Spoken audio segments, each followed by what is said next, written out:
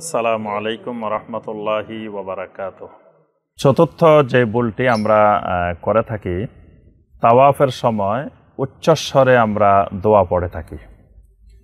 এটি একটি বহুল প্রচলিত ভুল।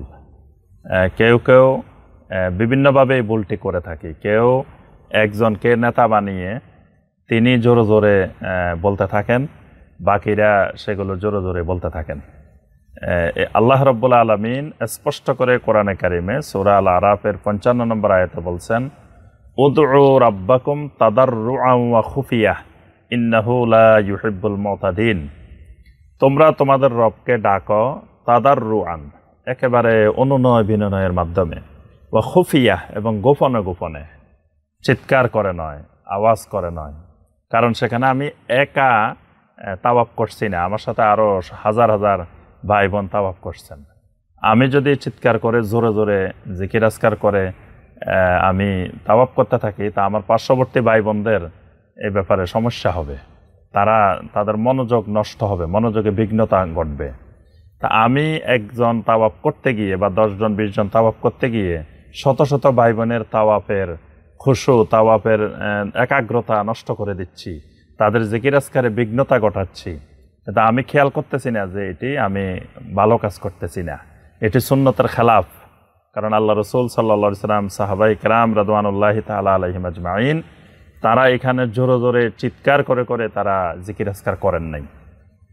এই জন্য তাওয়াফের ক্ষেত্রে সুন্নাহ হলো বেশি বেশি দোয়া করা। বিশেষ করে কোরআন এবং সুন্নাহ যে দোয়াগুলো রয়েছে, এই দোয়াগুলো আমরা যে কয়টা মুখস্থ পারি সেই দোয়াগুলোই আমরা বেশি বেশি করার চেষ্টা করব। কারণ আমাদের দুনিয়া আখিরাতের কল্যাণের জন্য যে দোয়া দরকার, আল্লাহ রাব্বুল আলামিন এবং আল্লাহ রসুল সাল্লাল্লাহু আলাইহি সাল্লাম সেই দোয়াগুলো আমাদেরকে শিখিয়ে দিয়েছেন। সেগুলোই আমরা এই তাওয়াফের মধ্যে আমরা পড়ব।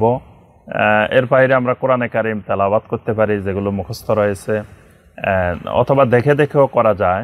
তবে উত্তম হলো মনোযোগের সাথে মুখস্থ দোয়াগুলো, মুখস্থ তেলাওয়াতগুলো, আয়াতগুলো তেলাওয়াত করাই উত্তম। আর রুকনে ইয়ামানি থেকে হাজরা আসওয়াদ পর্যন্ত এখানে রব্বানা আতিনা ফিদ দুনিয়া হাসানা ওয়া ফিল আখিরাতি হাসানা ওয়া কিনা আযাবান নার, এই দোয়াটা নবী সাল্লাল্লাহু আলাইহি সাল্লাম আমল করেছেন। এটা এখানে নির্দিষ্ট, বাকি অংশটুকুর মধ্যে যে কোনো দোয়া আমরা করতে পারি।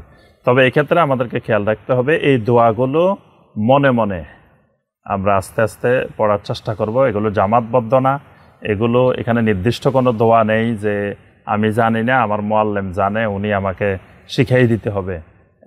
এখানে আমি যদি কোরআন সুন্নাহর দোয়াগুলো মুখস্থ না পারি, তা আমি মনে মনে নিজের ভাষায় আমার কথাগুলো আল্লাহর কাছে পেশ করব, আমার গুনাহগুলো ক্ষমা চাইব।